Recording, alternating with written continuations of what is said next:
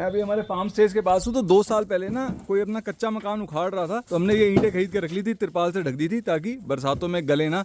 अब हम ये ट्रैक्टर भर रहे हैं और ये जाएंगी कहाँ, जो हमारी सैंक्चुरी है वहाँ पे जो शेड बन रहा है उसकी दीवारें बनेंगी इससे। लेकिन उससे पहले हमें रास्ता खोलना है, जिसके लिए जेसीबी का इंतजार हो रहा है। वो जो विलन अंकल हमसे खूब लड़ाई झगड़ा कर रहे थे जब हमने पत्थर हटाए थे, अब उन्होंने जेसीबी बुला के रास्ता ऐसे बंद कर दिया है कि भाई अब हम पत्थर ये मैनुअली नहीं हटा सकते हैं। पुलिस में हमने कंप्लेंट दे दी है, लेकिन फिलहाल कोई रिवर्ट आया नहीं है। हमारी जो रोड है वो भी खोद दी है, मतलब पैदल तो मैं आ पा रहा हूँ, पर अब मुझे इनके लिए पानी के टैंक्स लाने हैं या घास लानी है तो नहीं ला सकते। खैर, इस अनप्लेजेंट टॉपिक को छोड़ो, मैं आपको एक बढ़िया बंदे से मिलवाता हूँ। ये हैं हनुमंत और ये महाराष्ट्र कर्नाटका के बॉर्डर से हैं। आप मुझे बताओ, आप पहले क्या करते थे? मैं गाय का बिजनेस करता, दूध बेचने का। और बंद क्यों कर दिया आपने? गलत है ना, उनको रखना और बाद में उनको बेच देना अपने फायदे के लिए। और अब यहाँ क्यों आए फिर? तो आपको 3 साल से सुन रहा हूँ, तो आपके यहाँ काम मिल जाए तो आ गए। तो गाय का शोषण कह सकते हैं? हाँ, शोषण के लो। गाय का शोषण करने से अब गाय घोड़ों की मदद करने के लिए हनुमंत ने इतना लंबा सफर तय किया। अभी ये जो सैंक्चुरी बिल्कुल हमारा उजाड़ सा है, इसको आबाद करने में हमारी मदद कर रहे हैं। आप लोग भी अगर रगेड हो, हमें ज्वाइन करना चाहते हो, भाई यहाँ कैंप कर लेंगे, पेड़ लगाएंगे बरसातों में, तो आप मुझे डायरेक्ट ईमेल करो robin@peoplefarm.org। मैं सिर्फ आपको ये कर सकता हूँ कि भाई यहाँ पे आप रह सकते हो, खाने वाने का जुगाड़ आपको गाँव में करना पड़ेगा, मतलब फुल मेहनत कर सकते हो, हमारी मदद करा सकते हो। तो आओ, ये नहीं कि आप आओ और आपकी भी जिम्मेदारी मुझे लेनी पड़ जाए। अच्छा, कुछ कमेंट्स थे जिसमें लोगों को बात समझ नहीं आ रही थी। हमने ये सैंक्चुरी वाला लैंड 3 साल पहले लिया, साथ ही में इसके एक्सेस रोड भी हमने खरीदी, तभी हमने इसके आसपास अपने पिलर्स लगाए, हमने अपनी तार लगा ली और ये एक्सेस रोड हमने खरीदी इनसे। और उसके 1 साल बाद इन्होंने हमें तंग करना शुरू कर दिया है और वहाँ पे ब्लॉक कर दिया है। इनकी डिमांड है 20 लाख रुपए। इन्होंने अब हमारा ये रोड खोद दी है, पत्थर लगा दिए हैं, क्योंकि इनका घर जो है सैंक्चुरी के एकदम नज़दीक है और हमारा घर जो है यहाँ से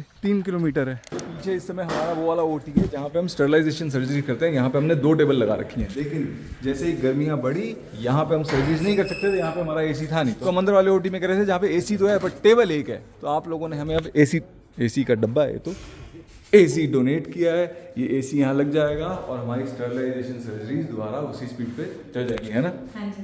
बस, लेकिन जो बरसात के 2 महीने हैं वहाँ पे हम सर्जरीज रोकेंगे, क्योंकि सर्जरीज तो हो जाती हैं लेकिन उसमें रिकवरी में थोड़ी दिक्कत आ सकती है मॉइस्चर की वजह से। करेक्ट? और शायद हमें एक ग्रांट मिल जाए जो हमारी 1 साल की स्टरलाइजेशन कवर करें, तो पक्का नहीं है, फिंगर्स क्रॉस। अंदर पहुंच गया, जेसीबी वाला पहले पहुंच गया है हमसे। हमने कहा था कि भाई साथ ही चल लेंगे, आपको कोई समस्या ना हो, क्योंकि एक तो बड़ा मिन्नतें करके बुलाना पड़ रहा है, हर कोई उससे डरता है बूढ़े से, क्योंकि वो क्या है कि वो शराब पीता है, गाली देता है। अब हम पहुंच गए हैं, जेसीबी हमारे साथ है। पिछली बार तो हमने ही पत्थर उठा दिए थे, लेकिन अब की बार पत्थर इतने बड़े हैं कि भैया जेसीबी आई है। या जोगी आप ये कर लोगे? जेसीबी है तो मेरी जरूरत नहीं है, छोटे मोटे काम जेसीबी से भी हो सकते हैं। देखो आगे। अरे यार, आप उसको क्यों रोक रहे हो? क्या मतलब है आपका रोकना? अरे पशु है अंदर यार, आप खाना दोगे? मेरी जमीन है। थोड़ा मिल के करते काम। रोज हमारे स्टाफ को कितनी प्रॉब्लम, आप थोड़ा समझिए ना। हम तो अपने जानवरों के लिए कर रहे हैं, हमने कौन सा 5 स्टार होटल खोला पीछे, इलाज ही कर रहे हैं ना आंटी। विलन अंकल जेसीबी को रोकना चाहते थे और मैं उन्हें जेसीबी को रोकने से रोकना चाहता था। इस चक्कर में हम उलझे, गिरे और वहां पे लगी कांटे वाली तार से हम दोनों को ही चोट आई और आखिरकार ये बना एक पुलिस मैटर। अब पुलिस आई है, अब यही बात हो रही है कि जी ये रास्ता बंद नहीं करेंगे, जो कोर्ट का आदेश होगा तब हम फिर आगे चलेंगे। ओए आजा आजा आजा आजा। ये देवा भाई, ये हमारे पास लगभग 9 महीने पहले आया था। इसका एक्सीडेंट हुआ था ना, तो इसके गले पे काफ़ी बड़ा कट था और ऐसे फ्लैप बना हुआ था और उसका हॉर्न में भी इंजरी थी। तो गले वाला कट तो उसका काफ़ी जल्दी भर गया था, पर ये हॉर्न वाला मतलब काफ़ी टाइम लगा इसको हील होने में। तो अभी ये ऑलमोस्ट हील है और इसको आज हम रिलीज़ कर रहे हैं। इसके जो हॉर्न में होल था ना, उसको भरने में काफ़ी टाइम लग गया। ये देखो, अभी भी आपको दिख रहा है ये होल, ये ऊपर से तो दिख रहा है पर अंदर से भर गया ये। तो बरसात में से कोई समस्या वगैरह नहीं, नीचे से भर चुका है, इसको मतलब ना पानी जाएगा अभी अंदर ना कुछ, तो इसलिए आज हम इसको रिलीज कर रहे हैं। चल देवा, चल भाई, चल देवा, चल अपने घर चल। आज हम वॉट वैक्सीन हम गहना के लिए बना रहे हैं क्योंकि गहना को सीवियर वॉट का ग्रोथ है पूरी बॉडी पे है, फेस पे है, नेक पे है, टांगों पे है, पीठ पे है। कि ट्रीटमेंट तो उसकी चल रही है, होम्योपैथिक भी चल रही है, एलोपैथिक भी चल रही है, उसको ऑइंटमेंट भी लगा रहे हैं, हम ड्रॉप्स भी पिला रहे हैं। प्लस इसको वॉट वैक्सीन की भी जरूरत है क्योंकि दवाइयाँ लॉन्ग टर्म भी हम नहीं दे सकते हैं और दवाइयाँ जो एलोपैथिक है उसका भी लिमिटेड यूज ही कर सकते हैं हम।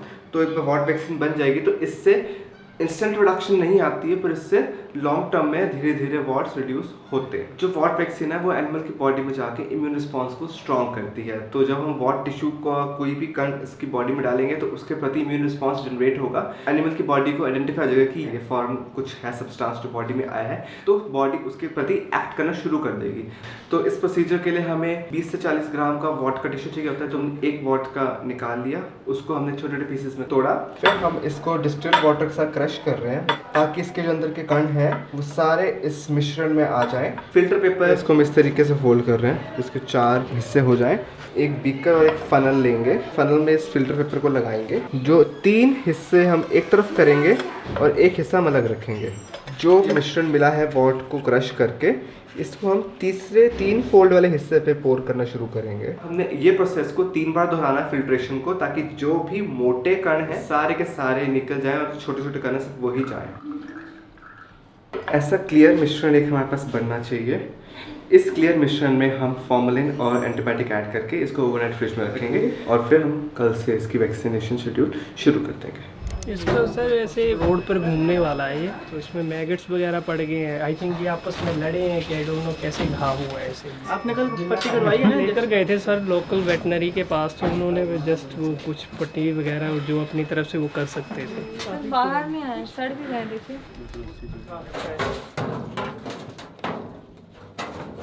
प्रेशर वॉश दे दो सारा। पेट से लगातार पानी निकल रहा है और वो देखो मैगट्स पूरा भरा हुआ है मैगट से, बड़े बड़े मैगट्स जिंदा। आज वो लोग लेकर गए थे लोकल वेटरनरी में, वहाँ पर बेसिक भी शायद किसी ने नहीं किया और मैगट्स के लिए ना तो आइवरमेक्टिन डाला गया था, ना तो डीमैक डाला गया था, ना तो मैगासाइड डाला गया था, ताकि तब जिंदा मैगट्स घूम रहे थे। पट्टी भी नहीं हुई थी, चुन्नी गंदी सी बंधी हुई थी। पेट के साइड पे पेट फटा हुआ है, 4 पेट होते हैं इनके, उसमें से एक पेट भी फटा हो सकता है। मतलब कि ये एब्डोमेन है ना, इसको भी एब्डोमेन को भी कहीं पर पेट ही बोला जाता है कॉमन भाषा में, ठीक है। तो इनके 4 पेट होते हैं अंदर जहाँ पे खाना पचता है। हमारा 1 पेट होता है, इनका 4 पेट होते हैं।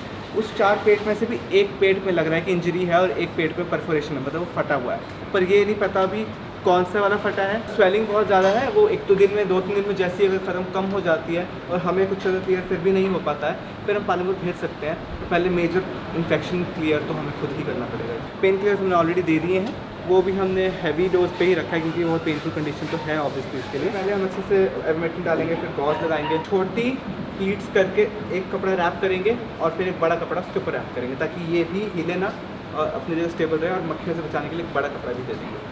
हम हर बारी मैक्लोडगंज के रास्ते में इतनी सारी ये गाय देखते हैं ना, और हम फिर ब्रेड खरीदते हैं। तो अब की बार शिवानी ने क्या किया है, वो रोटियां बनवा के लाई है। वो गाड़ी से उतर नहीं रही क्योंकि उसको की सारी गाय जो है ना अचानक घेर लेंगी। ये लो, आ जाओ, क्या हुआ दौलत राम जी, घेर लिया इन्होंने आपको? उधर से निकल जाओ ना आप, कमाल है, हॉर्न बजा रहे हैं। आ जाओ, रास्ता खाली करो। लो लो लो लो लो लो लो लो लो लो लो लो।